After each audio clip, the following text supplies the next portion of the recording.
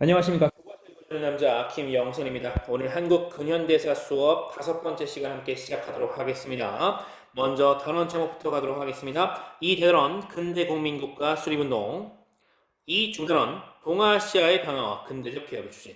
그렇죠. 중단원이 바뀌었습니다. 오늘부터 1소단원 청과일본의 근대운동, 2소단원 문호 개방과 개화 정책의 추진 다시 1 되겠습니다. 자, 위에는 청과 일본 얘기겠고요. 두 번째는 조선 얘기가 되겠죠.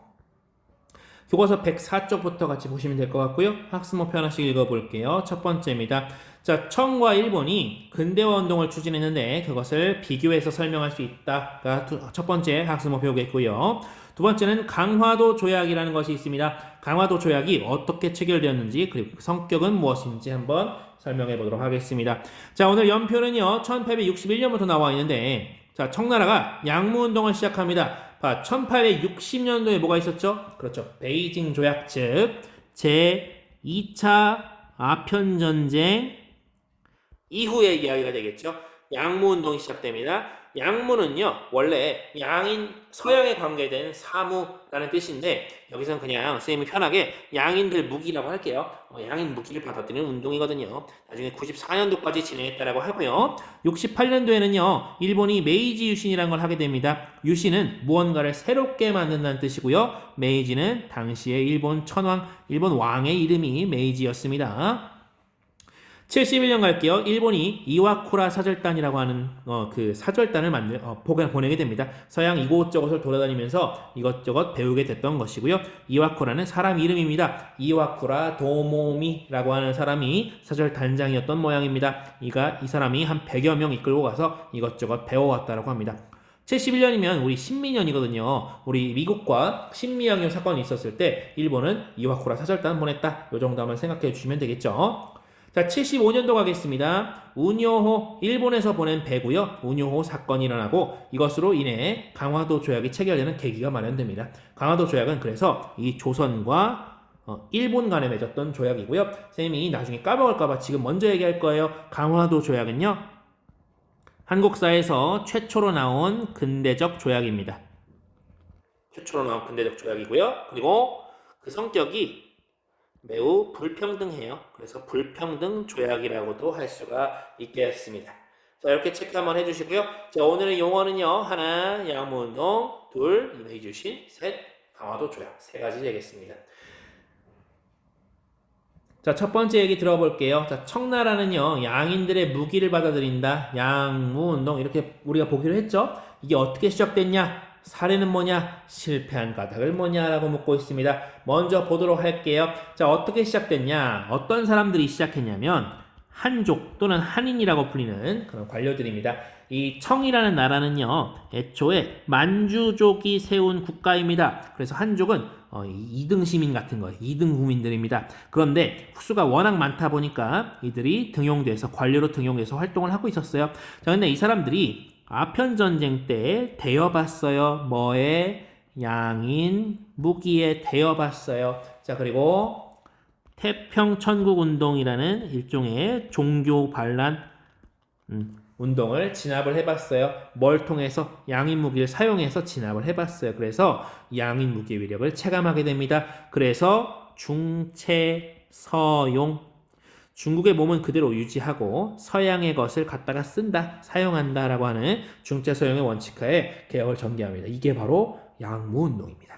그 사례가 무엇인지 빠르게 정리해 볼게요. 먼저 무기에 관련된 거죠. 군대에서 쓰는 거, 군수 물자를 만드는 군수 공장 설립하고요. 각종 공장, 산업시설 만들었다라고 하고, 그리고 신식 학교도 만듭니다. 자, 그리고 근대식 육해군, 즉 신식 군대도 창설하고요. 유학생 여기저기 보내서 새로운 것을 배워오게끔 했습니다.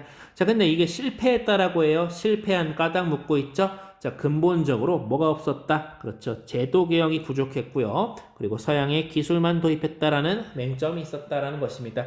그리고 양무운동을 주도적으로 이끌어 나가는 양무파 관료들이, 즉 이 한족 관료들이겠죠. 이 사람들이 세력이 부족해요. 왜냐하면 청나라는 만주족의 국가니까요. 그리고 실력이 부족했다. 이 실력에는요, 자금도 포함되어 있습니다. 즉 돈이 또 부족하고요. 이것을 막 통일해서 이렇게 막 이끌어 나갈 만한 권력이 양무파 관료들 한족에는 당시에 없었다라는 점 한번 체크해 주시고요. 자, 근데 이런 거 저런 거 다 떼도요. 바로 이것에서 가장 큰 이유를 찾을 수 있습니다. 바로 청일 전쟁에서요. 청나라가 패배합니다. 생각해보시면 일본 입장에서 청은 엄청난 강대국이었을 거고 청나라 입장에서는 일본이 거의 엄청난 뭐 저기 있는 그냥 엄청 약한 나라 그냥 뭐 만년 동생 이렇게 생각을 했을 텐데 근데 그 일본이 청나라를 제껴버린 겁니다. 엄청난 충격이었겠죠. 양인들의 무기를 받아들이면 우리가 세진다라고 생각했는데 하다못해 일본에게까지 패배했다. 어마어마한 충격이 있었을 겁니다. 바로 양무운동이 접히게 되죠.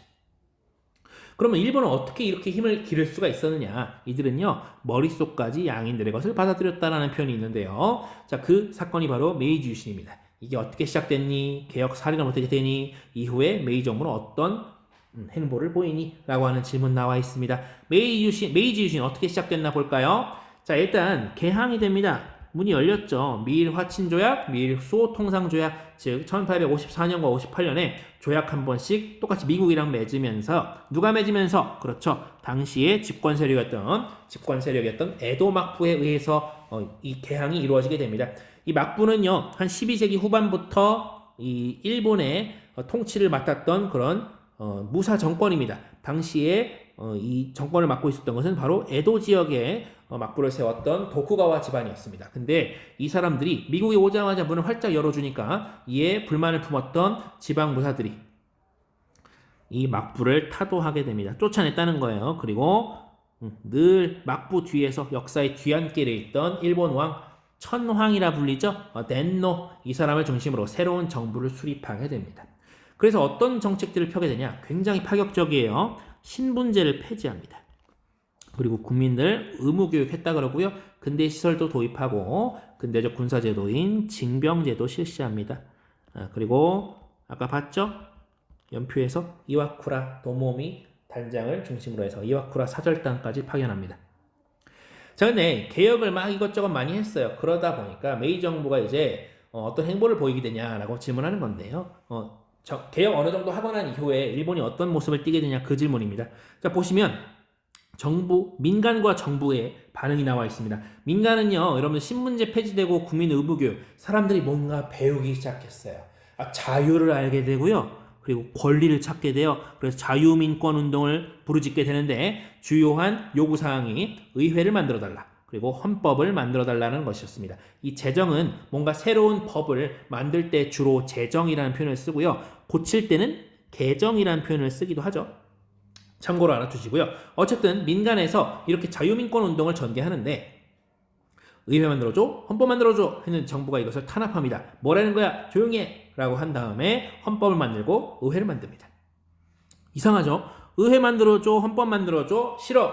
해놓고 탄압해놓고 헌법과 의회를 만들었다라고 합니다. 자, 이건 뭐냐면요.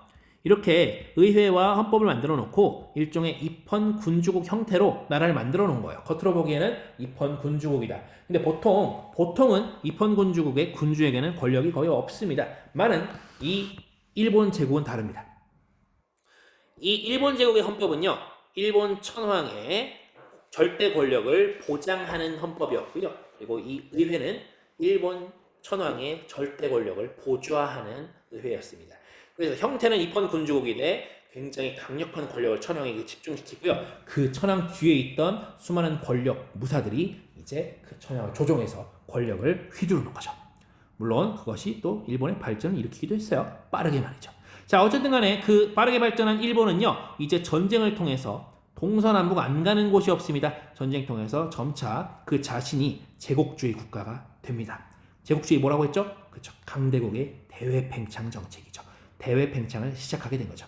일본이 말입니다. 그 첫 번째 먹이 바로 조선 되겠습니다. 근데 조선은요, 어느 날 갑자기 개항하고 어느 날 갑자기 개화 정책 추진한 게 아닙니다. 개화를 주장하는 사람들이 이전부터 있었어요. 그 뿌리를 먼저 좀 보자는 겁니다. 7번입니다. 조선 후기에 개화 사상가가 등장하는데 그에 영향을 끼친 사람들이 있었어요. 그게 누구였느냐? 바로 한 세기 전으로 갑니다. 18세기 말에요. 북학파, 즉 북쪽에 대한 학문입니다. 이들은 청나라 학문이에요. 청나라 학문. 청나라에 대해서 배우자는 겁니다. 그게 북학이에요. 이래서 이 사람들이 청나라에 대한 통상을 확대할 것을 주장하게 되고요. 그리고 서양 문물에도 관심을 보이게 됩니다. 이 사람들이 이제 개화사상가들, 초기 개화사상가들에게 영향을 미치게 되는 것이지요. 이들이 어떻게 개화의 눈을 떴나? 자, 보겠습니다. 먼저는 박규수, 오경석, 유홍기. 글씨가 너무 나쁘니까 다시 한번 오경석 적어보도록 하겠습니다. 자, 박규수 같은 경우는 누구죠? 그쵸? 제너럴 셔먼호 때 평안도 관찰사였던 그 박규수입니다. 이분이요, 사실은 이 북학파 실학자 중에 굉장히 유명한 사람인 박지원, 연암 박지원의 손자이십니다. 이 사람은요, 청나라의 양무운동을 직접 보고 왔어요.